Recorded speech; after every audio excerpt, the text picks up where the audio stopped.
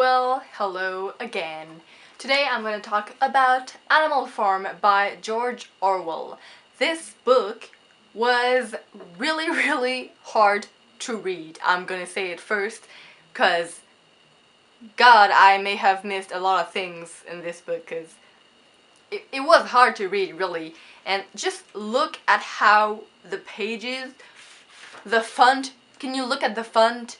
It was so small and the paragraphs were not that distant from each other. Basically, this book is about animals in a farm that take over their owner's farm. I know that all of this is related to the Russian Revolution. I'm not really good at it. I have not made any research, so I will know by my knowledge. If you know more than me, fine, but don't judge me from what I know. Firstly, why they do the revolution? I'm talking about the animals. They're doing it because Mr. Jones, the owner of the farm, is treating them badly. He's not feeding them, he's not cleaning, washing them. He's not doing anything really to make them have a healthy lifestyle. So they decide to take over the farm, and there are two pigs that are the main leaders. One is named Snowball and the other one is named Napoleon. Snowball is represented by Leon Trotsky,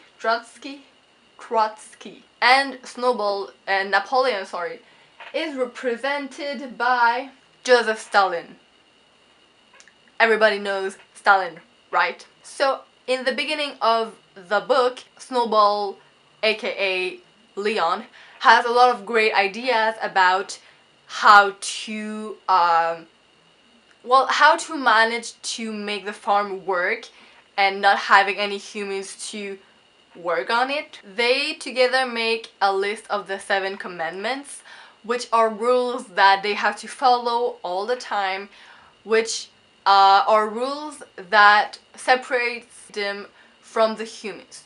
So most of the rules are like, you don't walk on 2 feet, except for ducks and other animals that have 2 feet. Don't go into the human's house. You don't eat like a human. You don't sleep in a bed. All that stuff. Most of the animals are really happy about the decision that Snowball and Napoleon made, but at some point in the story, Napoleon decides to exile Snowball because he supposedly did one of the rules, and that during the uprising against the humans, because at some point the humans come and try to retake the farm and they don't succeed, and then Napoleon said that Snowball was actually on the human sides and that he was trying to bring them back, even though it was not true, and Snowball was just trying to fight against the humans like any other animal. And so after the exile of Snowball, Napoleon starts to make really drastic changes in the rules, and he starts to act more and more like a human. So he starts putting himself higher than the other animals.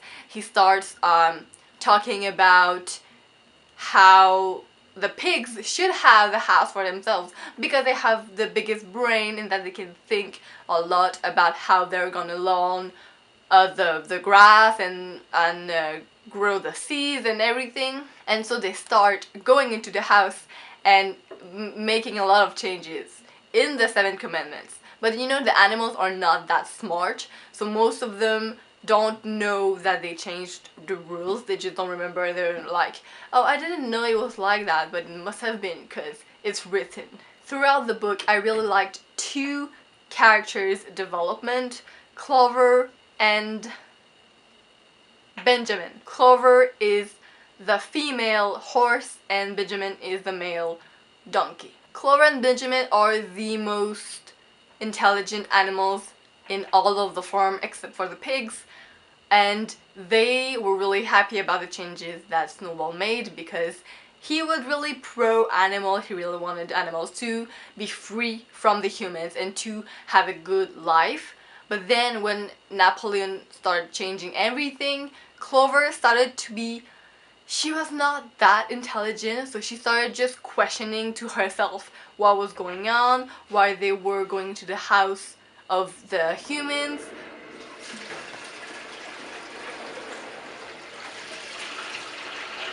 And all that stuff. Benjamin, on the other side, was a lot more intelligent than all of the other animals, except for the pigs. And, well, he was almost as intelligent as the pigs, but he just kept it to himself, so it didn't really help anyone. But he did realize the changes, and he didn't really try to do anything, but he wasn't happy about it. In the book, there are a lot of parts about the pigs, and at some point I was just so annoyed that I was really not for reading the parts where the pigs were there, because it was just like, God, can you please get off your throne? It's annoying. Snowball was really great. I really liked his ideas for the animals' freedom, but then Napoleon came and I was just like, God, why? There was one thing I didn't really understand, but if it was a link to the Russian Revolution, I'm not aware of it, but I just didn't understand that part, where the pigs start to really act like humans and start walking on 2 feet and start wearing human clothes, and I was like, why is that necessary? I mean, in the beginning, Napoleon's choices were not to become a human, they were just to be higher than the other animals. But then he started to be like, oh, I'm gonna start bargaining with the humans, and I'm gonna start being like them, and I was like,